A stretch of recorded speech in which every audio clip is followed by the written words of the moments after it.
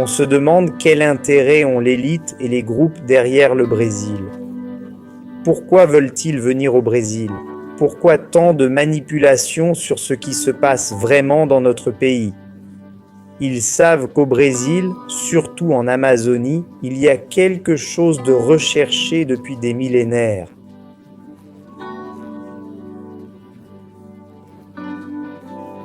L'Amazonie était le berceau de la civilisation, là où tout a commencé sur Terre. Les Murius, première grande civilisation, avaient leur capitale mondiale en Amazonie.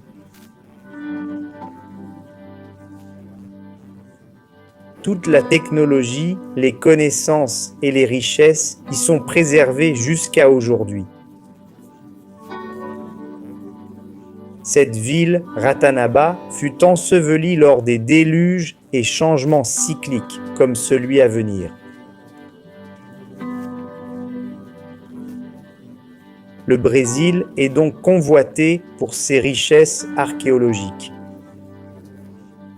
Nulle part ailleurs la richesse archéologique n'égale celle du Brésil. C'est pourquoi l'Amazonie est préservée, sans intérêt à conquérir jusqu'ici. L'Amazonie est protégée car certains pays savent qu'elle doit l'être. L'Amazonie, Ratanaba, cette ville enfouie, recèle des secrets révolutionnaires. De nombreuses révélations. À Dakhla, nous connaissons l'emplacement de cette ville. Nos recherches en Amazonie ont localisé le cœur de cette civilisation.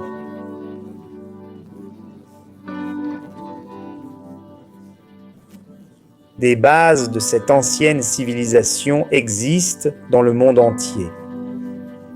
En cherchant des forts étoilés dans le monde, on en trouve en Europe et aux États-Unis. La statue de la liberté est sur l'un d'eux.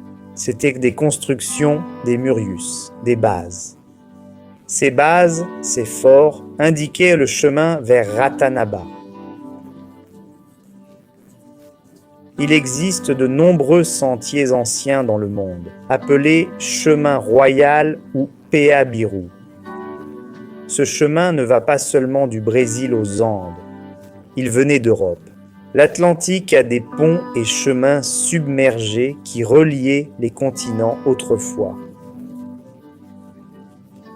Il existe un document rare sur la civilisation ou le continent perdu de Mu.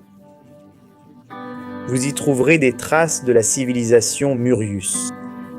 La Lémurie et l'Atlantide sont des vestiges des Murius, qui peuplaient toute la Terre.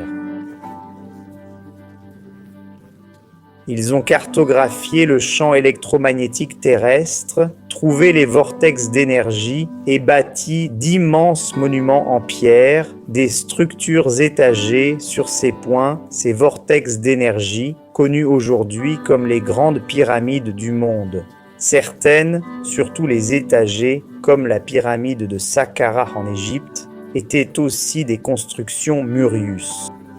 Plus tard, ces lieux furent occupés par d'autres groupes, des visiteurs qui prirent possession de ces endroits, utilisant souvent ces constructions à des fins totalement différentes.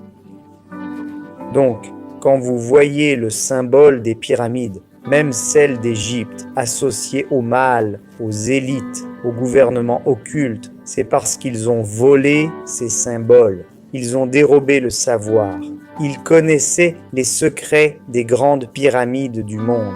Ils connaissaient le vrai but de ces lieux. Qu'ont-ils fait alors? Ils y allaient, et s'ils ne pouvaient pas détruire, ils changeaient la géométrie, la structure du lieu, cassaient et détruisaient les symboles, les inversaient, modifiaient la fréquence du site pour désactiver l'énergie de ces vortex. Car c'est là que s'ouvraient les portails dimensionnels où les gens pouvaient contacter les anges et les êtres divins quand l'humanité interagissait avec d'autres dimensions et réalités. Ils ont caché ça, ne voulant pas que ce savoir et cette liberté reviennent.